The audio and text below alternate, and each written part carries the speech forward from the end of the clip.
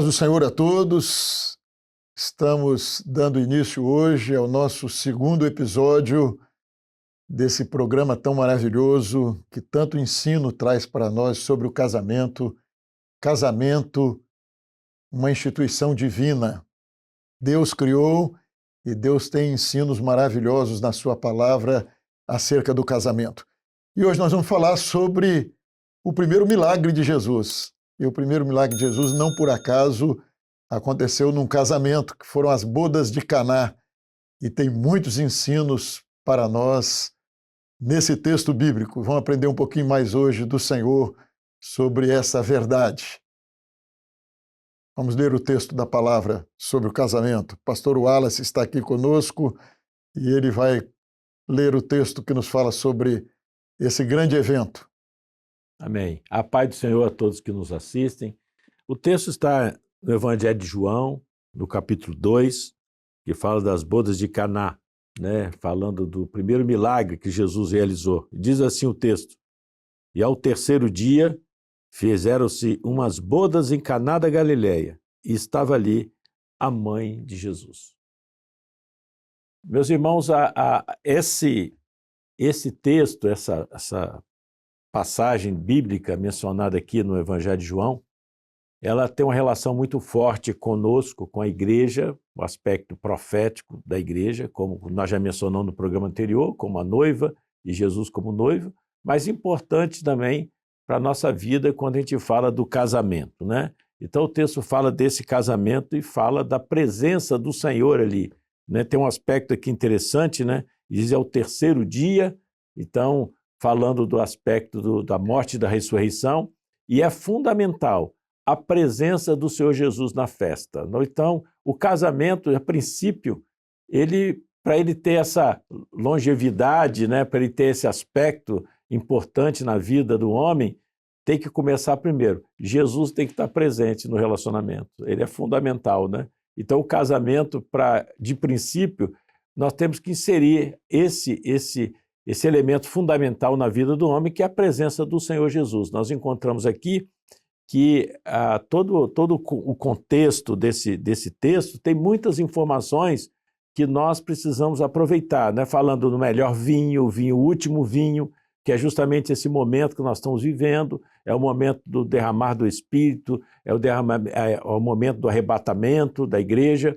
Então, esse texto, ele fala a respeito disso. Jesus não pode faltar no casamento, ele tem que estar presente, não é isso, Diniz? Isso fica muito claro aqui no texto, e nós estamos falando aqui de um casamento bíblico. No primeiro programa nós falamos que o casamento, como uma instituição divina, ele precisa estar baseado também naquilo. Deus estabeleceu o casamento, que o homem iria se unir a uma mulher. Deus está falando aí de uma família, e o Senhor, ele não estabeleceu isso para a infelicidade do homem. E as pessoas às vezes entram num casamento e encontram infelicidade. Se isso está acontecendo, se você está infeliz no seu casamento, é porque você não está conhecendo o plano de Deus para o casamento, para a sua vida. E aí nós vamos encontrar logo no começo. Aqui está falando de festa. O casamento, ele precisa de ser uma festa. E para ele ser uma festa, Jesus precisa estar presente no casamento. E o segredo do casamento, um dos segredos do casamento, é esse logo aqui, ao terceiro dia. E aí eu quero fazer uma pergunta para você que está nos ouvindo, para você que é casado, ou quem sabe que é solteiro, mas quer aprender sobre o casamento, e que às vezes fica tão preocupado porque vê tantos amigos, tantas pessoas que fracassaram no casamento. E as pessoas, quando casam, casamento geralmente começa com uma festa, não é assim? As pessoas começam o casamento, é uma festa. Aqui também esse casamento começou com uma festa. E às vezes essa festa dura tão pouco, não é verdade? E essa festa, naquilo que Deus estabeleceu, Deus quer que a festa permaneça. Ele não quer que a festa acabe. Ele não quer que o seu casamento, o casamento que ele estabeleceu, se torne numa infelicidade na sua vida, num motivo de lágrimas, de arrependimento. Maldito o dia que eu casei, por que eu casei, o que eu fiz. Não é isso que Deus quer para nós. Você jovem que está nos ouvindo, o que Deus tem para você não é isso. mas precisamos saber o que Deus tem para nós. Você, esposa, você, marido, se você está vivendo uma situação assim, é porque o seu casamento está fora daquilo que Deus estabeleceu. E a primeira coisa que esse texto nos ensina é o terceiro dia. E eu quero perguntar para você, o que aconteceu no terceiro dia? Ao terceiro dia, Jesus ressuscitou. E eu quero te perguntar, Jesus está vivo no seu casamento? Jesus está presente? Ele está no governo da sua vida, no governo da vida da sua esposa? Jesus está governando? Porque o que nós vamos ver aqui nas bodas de Caná é que Jesus estava ali e ele estava ali como bênção naquele casamento. Jesus estava ali como solução dos problemas. Os problemas existem, mas Jesus estava ali como a solução do problema. É aquele que não há nada impossível para ele. E às vezes nós falamos de Jesus, o homem fala de Jesus, mas fala de um Jesus que morreu. Uma história bonita, né? Jesus morreu, Jesus foi o filho do carpinteiro, Jesus foi um homem bom, mas o importante é nós sabermos, sim, ele morreu, mas ele ressuscitou. E ele ressuscitou para ser o Senhor da minha vida. Ele ressuscitou para estar todos os dias conosco. Ele ressuscitou para nos dar a paz que o mundo não nos dá. Então é inconcebível que na nossa casa não tenha essa paz.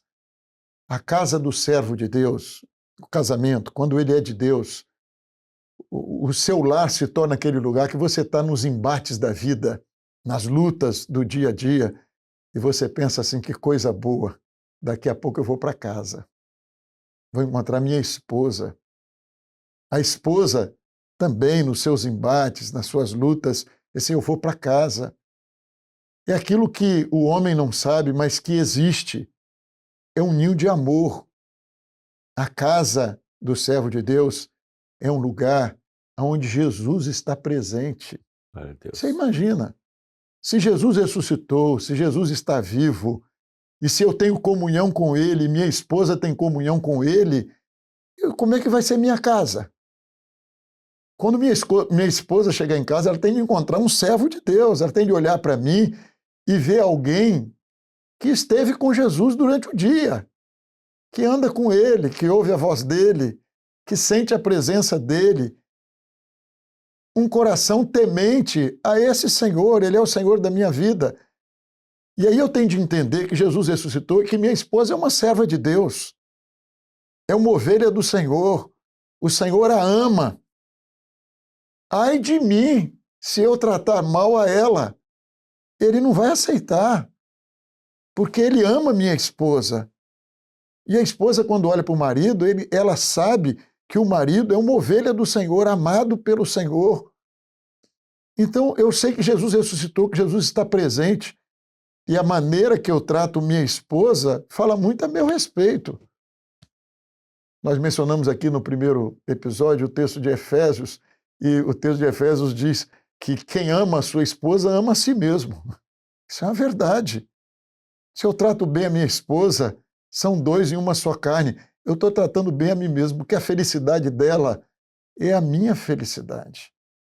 E alguém pode dizer, mas pastor, o homem falha, às vezes qualquer um se irrita, qualquer um se aborrece, mas se tem temor de Deus, o outro vai poder dizer para você que isso não está certo, e vocês vão poder se ajoelhar junto e orar junto, buscar o Senhor junto. Se existe o problema, Jesus está vivo, existe a solução. Se existe temor do Senhor, tudo é diferente. Se o Senhor é Senhor da minha vida e Senhor da vida da minha esposa, se em algum momento há algum aborrecimento, alguma coisa, mas há equilíbrio, porque há temor, a presença de Jesus. E a pergunta começa aqui, Jesus está presente? Ah, não, ele esteve presente no início do meu casamento, mas ele continua presente, ele continua vivo. Então é isso. O texto é riquíssimo, né? Tem muita coisa para nós falarmos. Interessante, Inês, que no verso 2 diz assim, e foi também convidado Jesus e seu discípulo para as bodas, né? Que o pastor está falando. Então, Jesus está presente, é uma ação nossa convidá-lo, né?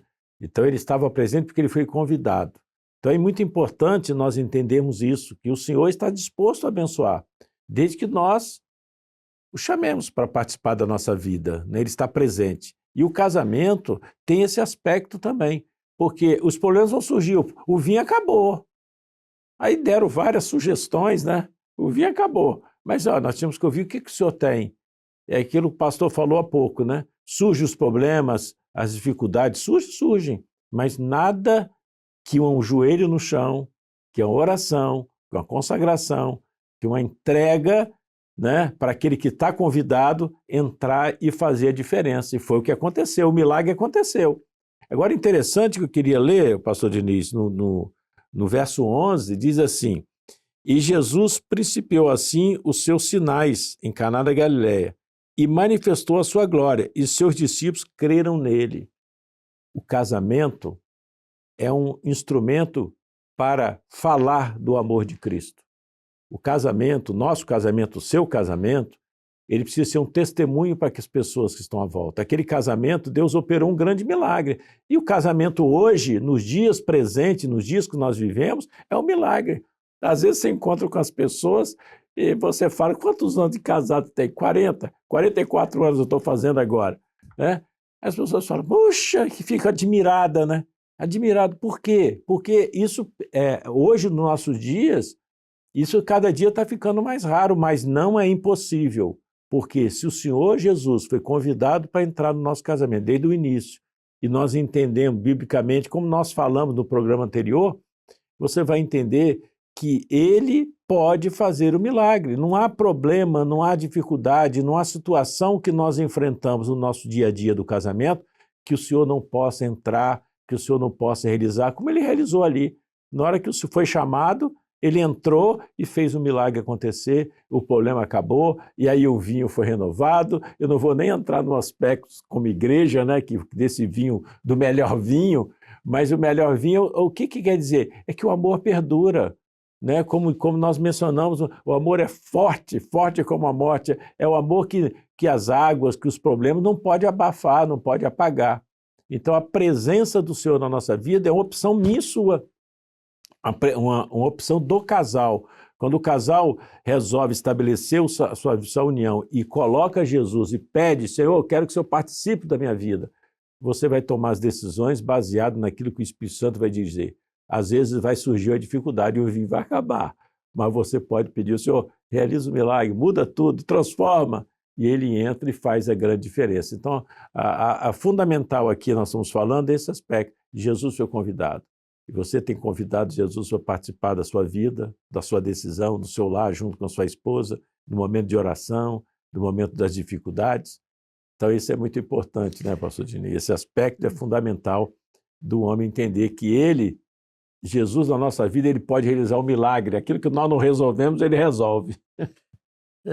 Ele foi convidado. E, às vezes, até o homem que não tem uma experiência com Deus, ele vai diante do altar. E o altar significa uma busca de uma bênção, né? Ele quer uma bênção. Mas o homem, Deus deu ao homem livre-arbítrio. E Jesus só fica na festa. Ele foi convidado, mas ele tem que ser convidado para permanecer. Permanecer na nossa vida, permanecer no casamento. E acreditarmos nisso que foi dito. É um milagre. O casamento é um milagre. E esse aspecto, né, o Wallace colocou aqui, 40 anos de casado, você falou que vai fazer 44, né, Wallace? 44. Eu estou perto, estou pertinho. E às vezes nós encontramos pessoas que ficam até impressionados. Hoje é muito comum os casamentos acabarem. Às vezes tem gente até que brinca e fala bem assim, não deu tempo nem de dar o presente, deixei para comprar depois e já acabou. E às vezes isso é volta de uma lua de mel e o casamento acaba. E eu li uma vez uma matéria, a palavra de Deus, ela é sempre uma bênção. O objetivo principal da palavra de Deus é dar ao homem vida eterna. É a salvação do homem. Mas ela é um manual de vida. Deus criou o homem e a Bíblia, todo o ensino bíblico que você aplicar na sua vida, você vai colher um proveito. A palavra de Deus diz que nós vamos receber 100 vezes mais nesta vida, mas vão receber vida eterna, que é muito mais do que 100 vezes mais. Mas tem pessoas que vão aplicar princípios bíblicos e vão colher frutos, ainda que possa perder o principal, que é a vida eterna. E eu vi uma vez um jornalista famoso, e ele fez uma festa comemorando muitos anos de casado, não me lembro quanto aqui, mas já era um casamento longo. E aí diz ele que vários amigos o abraçaram e falaram bem assim: você é um herói, ó, da nossa turma, você é o único que está casado até hoje. E ele disse que ele notou aquilo ali, que era uma verdade, né? Que a maioria dos amigos dele, ao longo da vida, se separaram.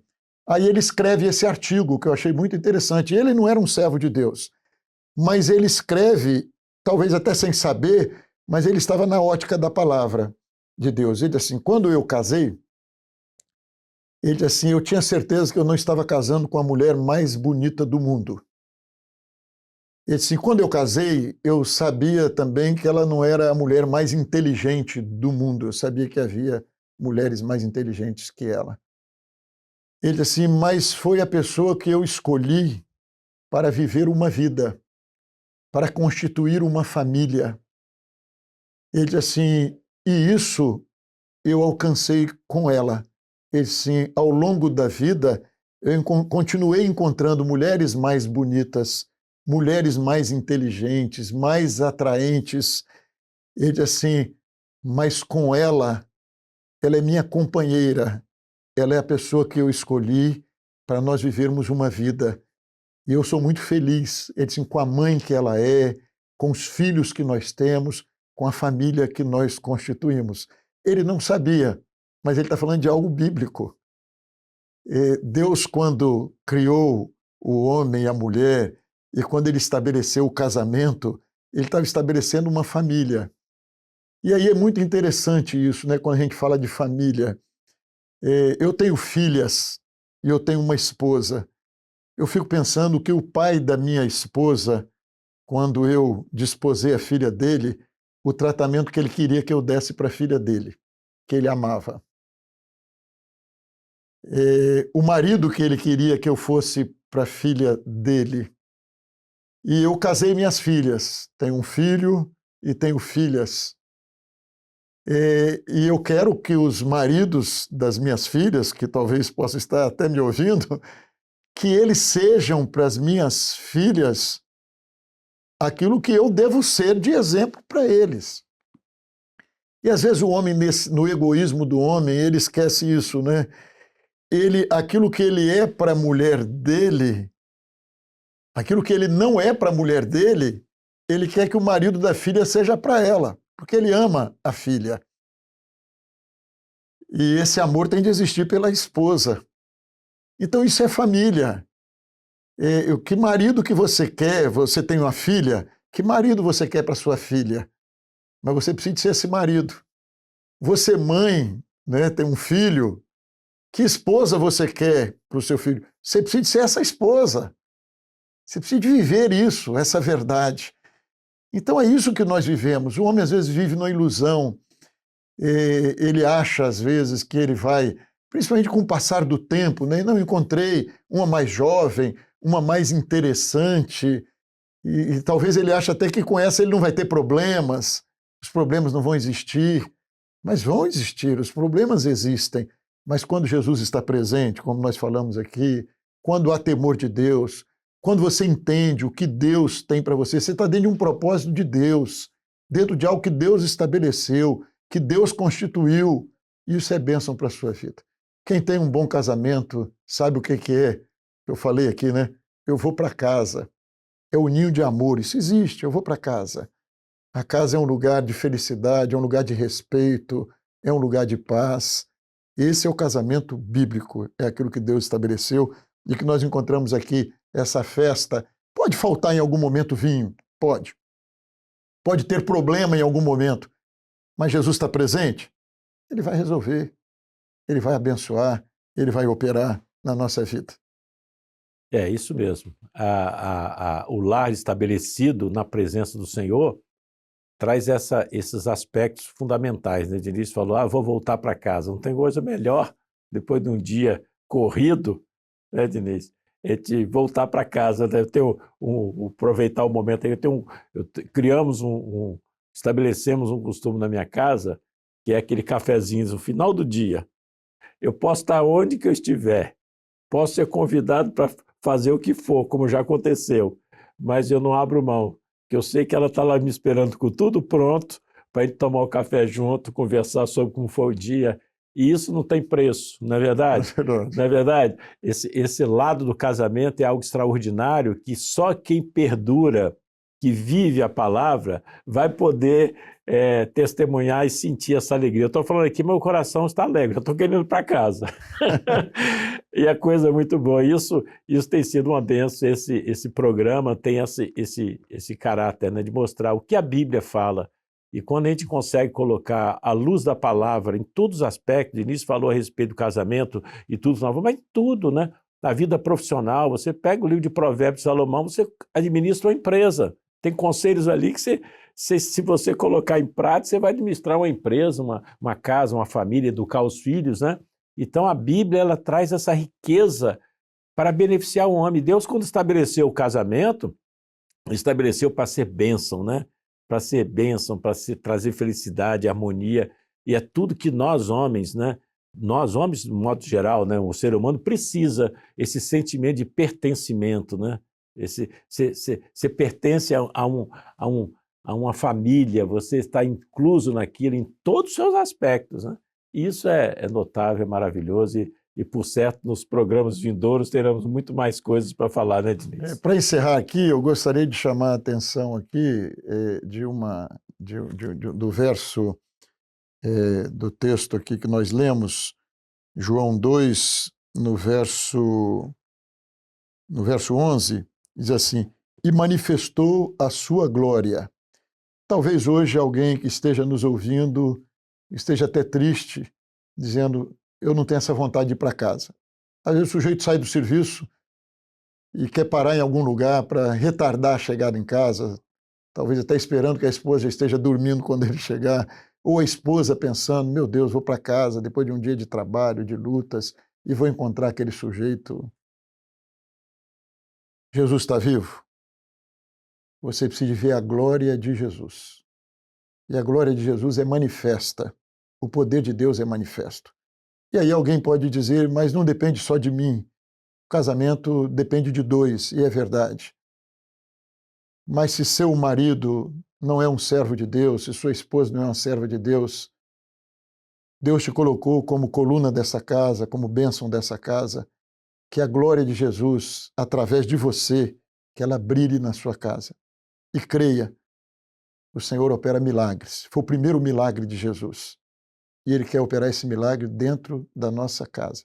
Não desista, não fuja, não desanime, mas deixe a glória de Deus brilhar na sua vida. Seja luz na sua casa, seja bênção na sua casa, na vida do seu marido, na vida da sua esposa, na vida dos seus filhos. E o nome do Senhor vai ser glorificado. Amém? Estamos encerrando. Vamos para o próximo episódio. Temos muito mais para aprendermos com o Senhor. Muitas coisas o Senhor tem para nos ensinar. Estamos aprendendo juntos aqui, à luz da palavra do Senhor. A todos, a paz do Senhor Jesus. A paz do Senhor, meus irmãos. Até a próxima.